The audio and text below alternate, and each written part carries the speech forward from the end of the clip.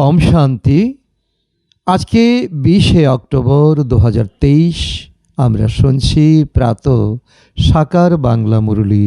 আজকের মহাবাক্য, এই মহাবাক্যে বাবা বলেছেন, মিষ্টি বাচ্চারা, দেহসহ সব কিছু ভুলে এক বাবাকে স্মরণ করো, তাহলেই বলা হবে প্রকৃত সন্তান, অর্থাৎ মাতেলে সন্তান। এই পুরনো দুনিয়ার থেকে এখন তোমাদের বুদ্ধি সরে যাওয়া উচিত।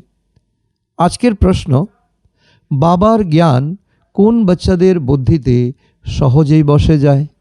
উত্তর, যারা গরিব বাচ্চা, যাদের মোহ নাশ হয়েছে, যাদের বুদ্ধি বিশাল, তাদের বুদ্ধিতে সমস্ত জ্ঞান সহজেই বসে যায়। বাকি যাদের বুদ্ধিতে থাকে আমার ধন, আমার পতি, আমার সংসার, তারা এই জ্ঞান ধারণ করে উচ্চ পদ পেতে পারে না। বাবার হওয়ার পরেও লৌকিক সম্বন্ধকে স্মরণ করার অর্থ কাঁচা বন্ধন। তাদের নামমাত্র সন্তান বলা হয়, সতেলে সন্তান বলা হয়। আজকের গীত, তোমার পথেই আমার মরণ, তোমার পথেই আমার জীবন। ওম শান্তি। মিষ্টি মিষ্টি বাচ্চারা, গীতের অর্থ তো নিজেরাই বুঝে থাকবে। এখন তোমাদের বেঁচে থেকেই এসে বাবার হতে হবে, মর্জিবা হতে হবে। আর পুরনো দুনিয়া, যাকে রৌরব নরক বলা হয়, তাকে ভুলতেও হবে, আবার ছাড়তেও হবে।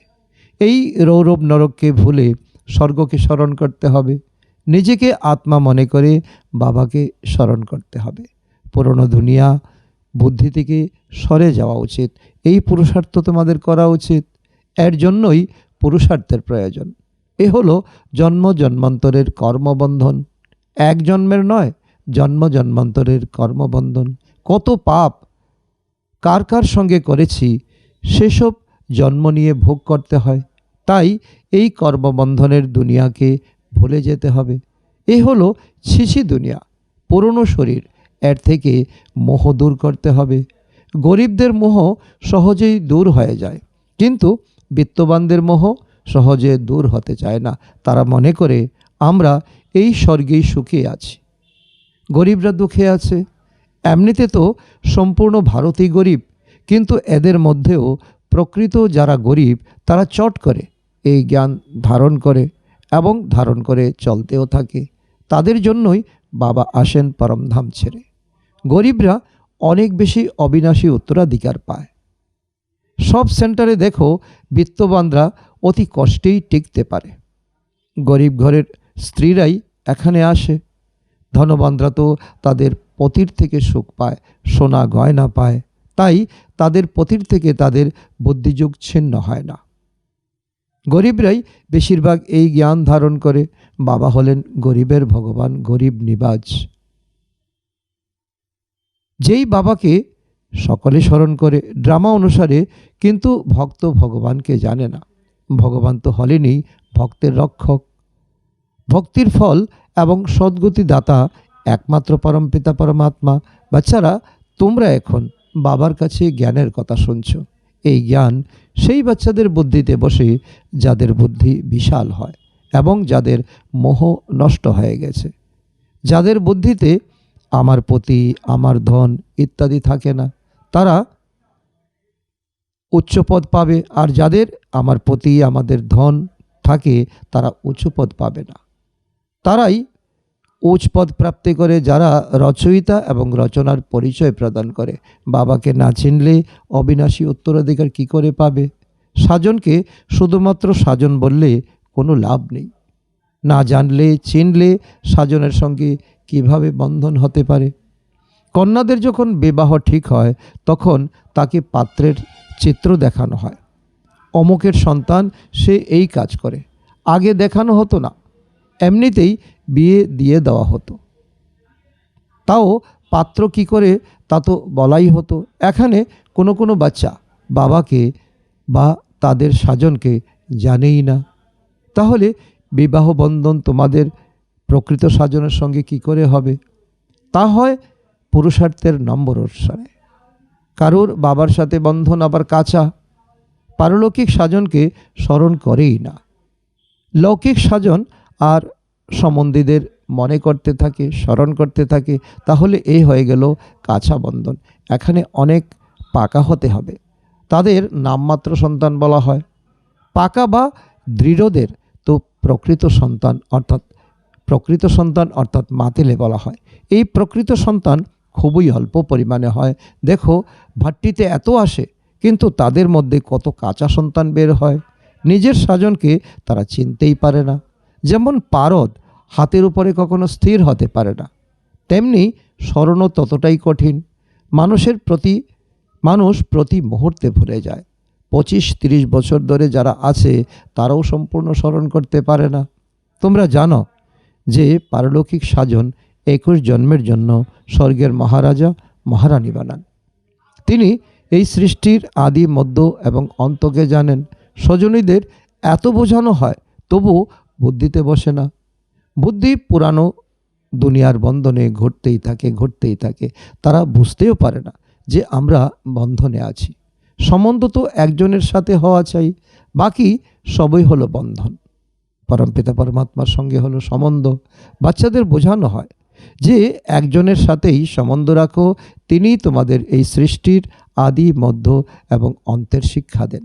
তোমরা জানো বাচ্চারা যে অর্ধেক কল্প হলো জ্ঞানকাণ্ড, আর অর্ধেক কল্প হলো যা তোমরা করে এসেছো ভক্তিকাণ্ড। 2500 বৎসর জ্ঞানকাণ্ডে তো 21 জন্মের অবিনাশী উত্তরাধিকার পাওয়া যায়, তার জন্য তোমরা এখন প্রারব্ধ জমা করছো। সেখানে হলো শতপ্রধান, শতযুগে, তারপর শতপ্রধান থেকে নিচে শত, তারপর শতর নিচে রজতে আসতে হবে। যখন শত সম্পূর্ণ হয়ে গেলে, জ্ঞানকাণ্ড সম্পূর্ণ হয়ে যায়, দাপর যুগ চলে আসে। দাপর যুগ থেকে ভক্তি শুরু হয়। এই জ্ঞান তোমরা গল্পের মতো জানো। সেখানেও প্রথম শতপ্রধান ভক্তি হয়, এরপর ভক্তিও শত, রজ, তমতে আসে। ব্যভিচারী হওয়ার কারণে ভক্তিও নামতে থাকে। এখন এই কথা জানা বা কাউকে বোঝানো খুবই সহজ। বাচ্চারা, তোমাদের এই রৌরব নরকের থেকে সম্বন্ধ ত্যাগ করে একের সাথেই রাখা উচিত। এক বাবার সাথেই সম্বন্ধ রাখার অভ্যাস করো। বাবাকে স্মরণ করলেই তোমাদের বিকর্ম জন্ম জন্মান্তরের বিনাশ হবে। গরিবরা খুব ভালো পরিশ্রম করে, তাই গরিবদের বাহবা দেওয়া হয়। বাবাও গরিবদের প্রতি বলিহার যান। শুরুতে দেখো কত গোপ ছিল, কত মাতা ছিল, তাদের কতজন চলে গেছে, বাকি অল্প আছে। মায়েরও অল্প। হ্যাঁ, কোনো ধনী ব্যক্তি আবার ঘরেও রয়ে গেছে, যেমন কুইন মাদার দেবী প্রমুখ। তোমাদের এখন মূল বিষয় বোঝাতে হবে যে ভগবানকে সবাই স্মরণ করে, তার পরিচয় কী।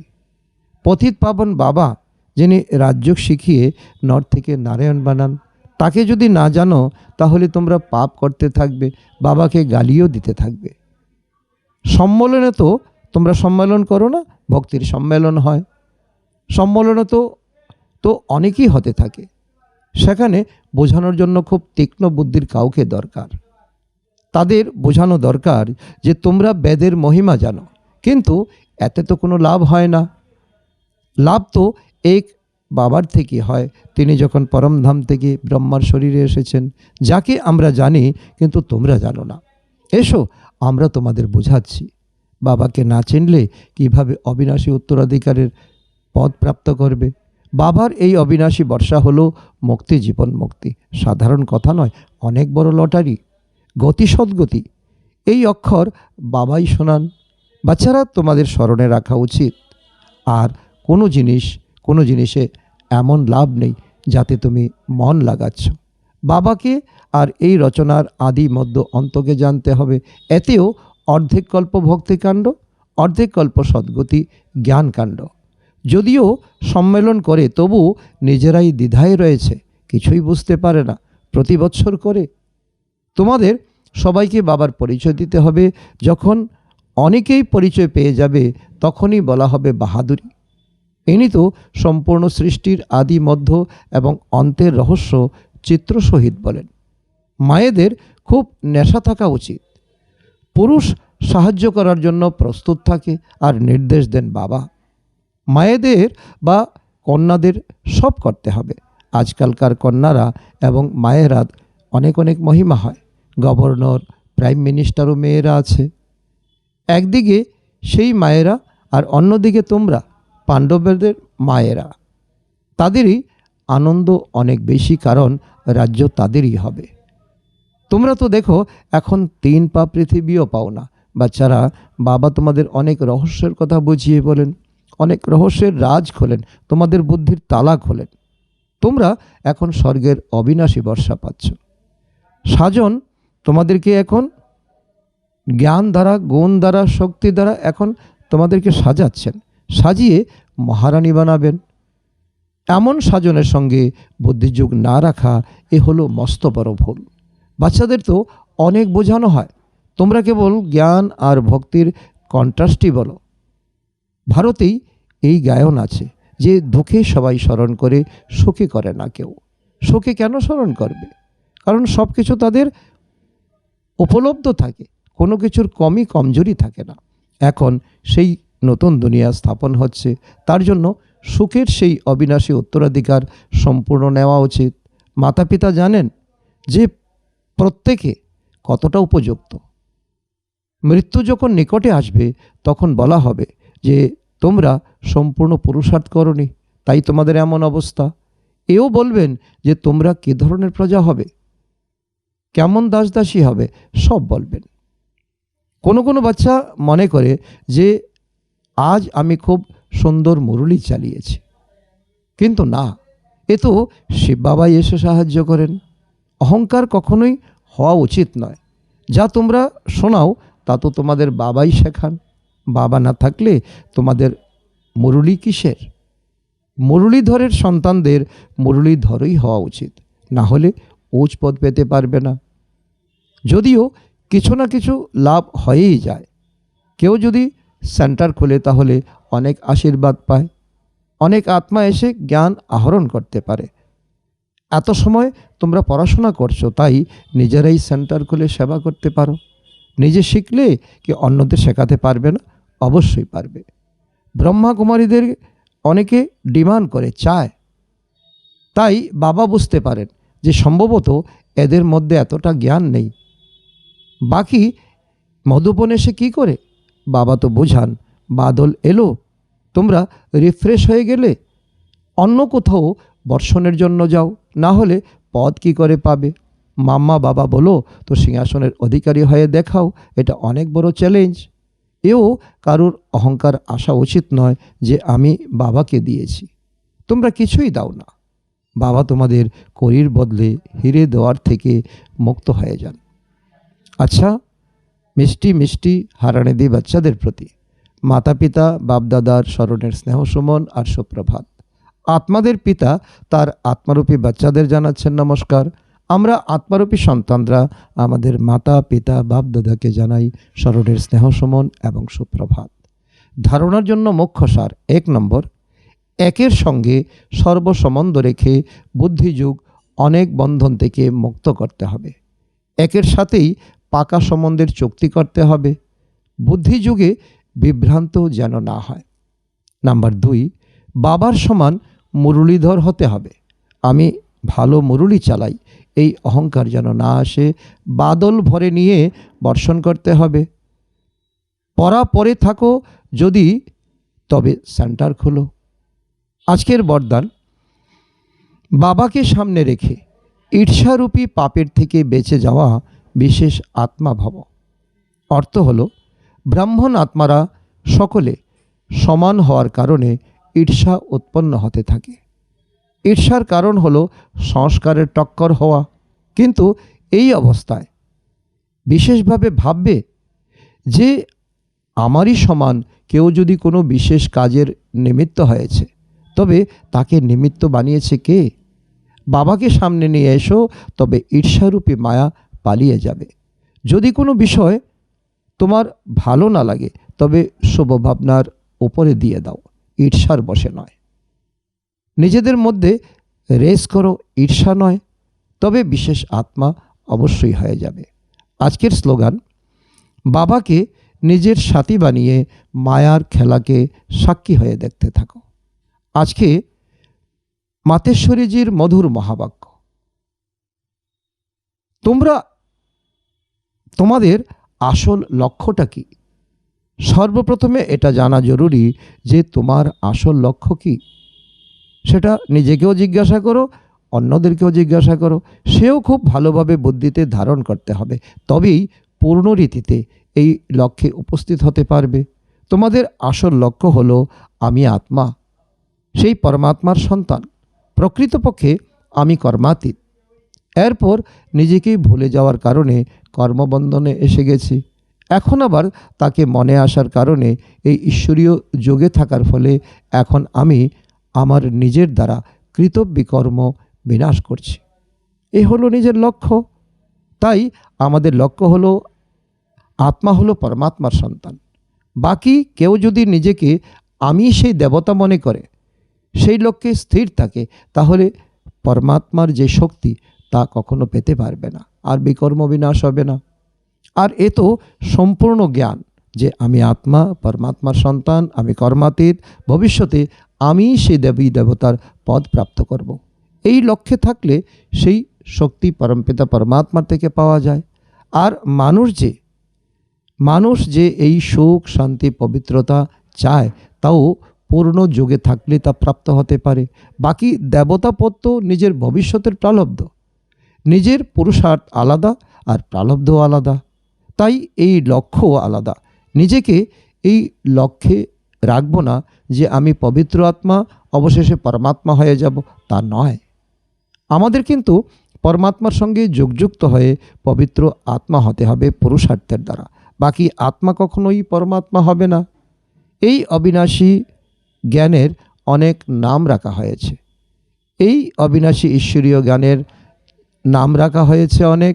কেউ একে জ্ঞান অমৃত বলে, কেউ আবার তাকে জ্ঞান অঞ্জন বলে। গুরু নানকও বলেছিলেন, জ্ঞান অঞ্জন সদ্গুরু দেন, অজ্ঞান অন্ধকার বিনাশ। কেউ আবার তাকে জ্ঞান বর্ষাও বলেছেন, কেননা এই জ্ঞানের সমগ্র সৃষ্টি ভরপুর হয়ে যায়। তমপ্রধান মানুষও শতপ্রধান হয়ে যায়, আর জ্ঞান অঞ্জনে অন্ধকার দূর হয়ে যায়। এই জ্ঞানকে আবার অমৃত বলা হয়ে থাকে, যাতে মানুষ 5 বিকারের অগ্নির জ্বালাকে ঠান্ডা করতে পারে। দেখো, গীতাতেও পরমাত্মা পরিষ্কার বলেছেন, কামেষু ক্রোধেষু এতেও মুখ্য হলো কাম, যা হলো 5 বিকারের মুখ্য বীজ। এই বীজ থাকলেই ক্রোধ, লোভ, মোহ, অহংকার আদির ঝড় উৎপন্ন হবে। এতেই মানুষের বুদ্ধি ভ্রষ্ট হয়ে যায়। এখন এই বুদ্ধিতেই জ্ঞানের ধারণা হয়। জ্ঞানের ধারণা যখন সম্পূর্ণ হয়, তখন বিকারের বীজ একেবারে নষ্ট হয়ে যায়। এই পুরুষার্থ তোমাদের করতে হবে। বাকি সন্ন্যাসীরা তো মনে করে এই বিকারকে বশ করা খুবই কঠিন, তাই তারা ঘর ছেড়ে জঙ্গলে চলে যায়। এখন এই জ্ঞান তো সন্ন্যাসীদের মধ্যে নেই, তাহলে এমন শিক্ষা কিভাবে দেবে? এই দায়িত্ব এখন তোমাদের। তারা কেবল এমনই বলে যে মর্যাদায় থাকো, মর্যাদায় থাকো, কিন্তু প্রকৃতপক্ষে মর্যাদা কি ছিল? ভারতের ইতিহাস কি বলে? সেই মর্যাদা তো এখন ছিন্ন ছিন্ন হয়ে গেছে। কোথায় সেই সত্যযুগী, ত্রেতাযুগী দেবী দেবতার পদমর্যাদা, যারা গৃহস্থ জীবনে থেকে কিভাবে নির্বিকারী প্রবৃত্তির পথে থাকত? এখন সেই প্রকৃত মর্যাদা কোথায় চলে গেছে? আজকাল তো বিকারের উল্টো মর্যাদা পালন করছে। একে অন্যজনকে এমনই শিখায় যে মর্যাদায় চলো।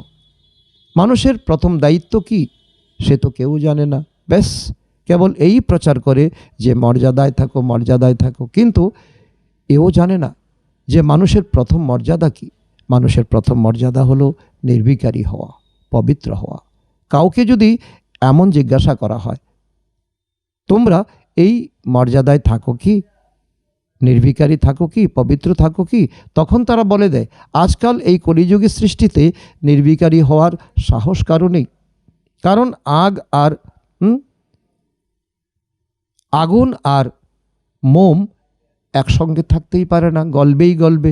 এখন মুখে বললেই মর্যাদায় থাকো, মর্যাদায় থাকো বা নির্বিকারী হও, এতে কেউ নির্বিকারী হতে পারে না।